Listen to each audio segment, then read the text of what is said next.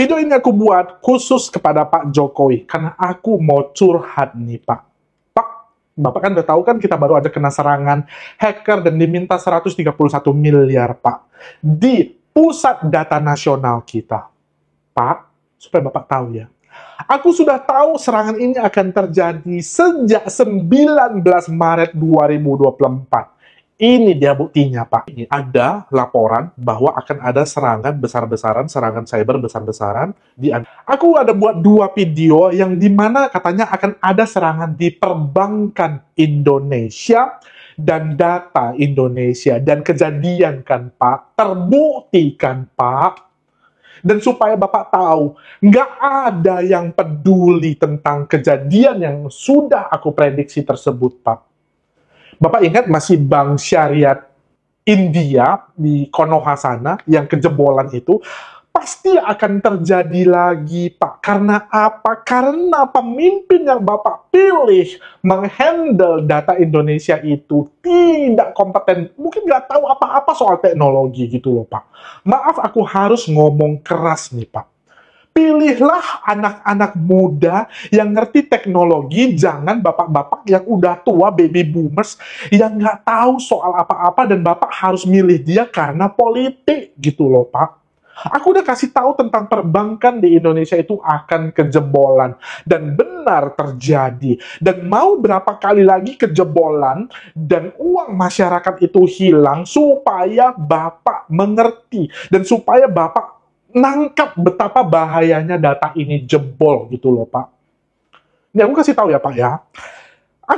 Aku ketemu lubang, tim kita dari satriacyber.com itu ketemu lubang di beberapa bank Indonesia. Dan ada beberapa bank swasta yang kita temukan. Begini loh, Pak ya. Dari bank swasta tersebut, aku pernah kasih tahu di Instagram ada ketemu lubangnya pada saat itu. Tahu nggak, Pak?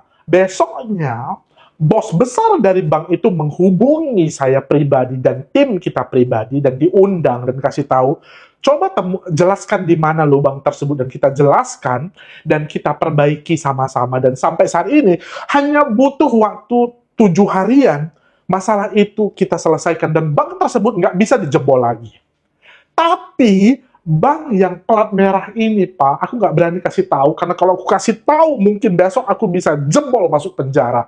Kita kasih tahu, 4 kali kita datang ke sana, Pak. 4 kali kita datang ke sana. Ini loh, kita demo ke A, ke B, ke C, ini lubangnya. Dan tetap tidak dipedulikan. Tanda kutip, sampai sekarang lubang itu tidak diperbaiki juga. Kalau diperbaiki, pastinya sudah selesai hanya beberapa saat. Dari bulan Januari sampai sekarang, lubang tersebut masih ada.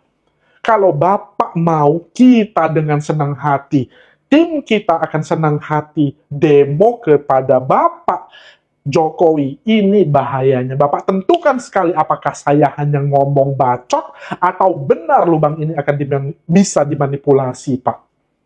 Ada buktinya. Aku nggak berani ngomong sembarangan kalau nggak ada buktinya. Pak, kasihan itu masyarakat Indonesia yang tiap hari kejebolan datanya. Dan supaya Bapak tahu ya, baru-baru ini ada kejebolan data kita, fingerprint kita itu jebol, Pak, diperjualbelikan. Bayangkan, fingerprint kita aja jebol. Dari kejadian Bank BSI yang dulu, Bank Syariah India di Konoha sana, karena aku nggak berani nyebut nama banknya ya teman-teman, ya Pak Jokowi, itu akan kejadian lagi, pasti akan kejadian lagi, kena ransomware lagi di mana-mana. Pasti, dan gua jamin kedepannya pasti kena lagi.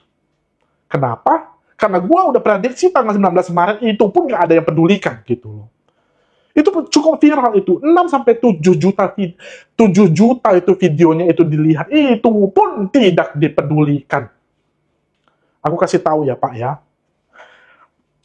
Aku itu dikasih tahu sama orang-orang barat, lu itu Cina, jangan ngomong terlalu tajam dan lancang. Kau tahu itu ada salah satu orang yang cukup lancang ngomong, akibatnya dia jebol masuk penjara. Pak, makanya gue belakangan ini aku udah turun, mental gue sempat down gitu loh. Kasih tahu atau tidak ya, gitu loh. Dan dikasih tahu, gue itu diserang oleh orang-orang yang merasa tersinggung tersebut.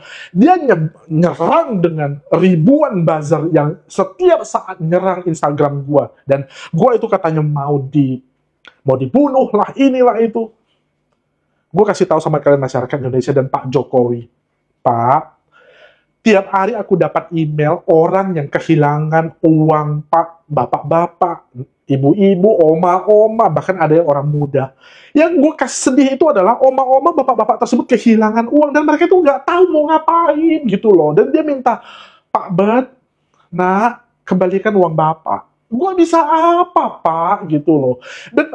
Dan apakah negara lain itu ada kejebolan data? Semua negara pernah kejebolan data. Tetapi Indonesia, dari kejebolan data, 80% kejebolan data di dunia itu milik Indonesia, Pak. Dan percaya aja, 2 tahun, 3 tahun ke depannya, maka seluruh rakyat Indonesia itu jadi target penipuan terbesar di dunia. Pegang ucapan gua. Pak Jokowi udah bisa itu pemimpin yang tidak kompeten, yang nggak tahu dia buat apa-apa itu di pemerintahan itu, diganti aja sama yang lebih muda. Tidak mengurangi rasa hormat gua kepada mereka ya Pak ya. Mungkin mereka cocok di bidang yang lain. Yang handle data di Indonesia itu kasih aja sama orang-orang muda yang tahu teknologi gitu loh. Jangan Bapak karena politik harus memilih mereka dan memberikan jabatan ke mereka padahal mereka itu nggak tahu mereka itu ngerjain apa gitu loh Pak. Kasihan itu orang tua yang sering sekali kehilangan uang karena banyak sekali oknum di masyarakat itu yang Bismillahirrahmanirrahim. Assalamualaikum warahmatullahi wabarakatuh. Selamat datang di ruang kedaulatan rakyat, di mana kebebasan berekspresi tak boleh dibungkam. Istana sedang goncang hari ini. Bagaimana tidak? Ya, peretasan data berapa puluh persen itu? 80 atau 90% yang hilang nggak bisa dikembalikan. Dan sangat mungkin di dalamnya itu data-data kita. Jadi kalau kita ke depan akan kesulitan mengakses ini itu dan segala macam, atau ada penipuan ini itu segala macam, bukan tidak mungkin. Dasarnya adalah peretasan pusat data nasional ini. Dan Budi Ari santai-santai baik. Tidak ada barangkali niatan dia untuk mundur. Memang bagusnya ya sudah, kalau tidak mau mundur ya dipecat. Masa skala negara Indonesia, data-data penting nasional ini tidak di backup? Lah kita aja backup kok. Kita punya data A, B, C, D di komputer kan di backup. Kalau dulu tuh pakai disket ya, kemudian pakai CD gitu ya. Terus pakai apa lagi sekarang? Pakai flash disk. Sekarang bisa disimpan di Google Drive gitu. Tapi data negara yang begitu penting tidak ada backupnya. Instansi ada 500 sampai 600-an instansi itu terkena dampaknya. Dan apa yang terjadi? Ternyata dari bulan-bulan sebelumnya berbagai instansi itu udah minta, tolong katanya, minta backupnya ke Menkominfo. Nggak direspon. Pak, ada yang komen. Oh, ya, langsung ada yang komen. Silakan nih, kita belum masuk ke kabarnya nih. Nggak apa-apa. Katanya pecat aja, modalnya cuma ormas. Ormasnya Projo ya, ketum Projo. Ya begitulah, kalau tidak dipilih berdasarkan kapasitas dan kapabilitas, tapi berdasarkan budi. Ini Budi namanya ya? Iya, Budi. Nah, pas Budi Ari. Ya, pertama dengar ini saya kira ini adalah host dari Total Politik. Budi dan Ari. Iya benar, Budi dan satu Ari. Orang ya? Ini satu orang ini. Ya. Kalau itu Budi apa dan Ari Putra ya. Tapi ya sama-sama kontroversinya lah. Yang lucu adalah ketum Projo dihadiahi. Jadi balas budi ini. Jadi budinya dibalas. Balas budi Pak Jokowi kepada ketum Projo diberikan jabatan menteri. Ngeri sekali. Inilah hasilnya.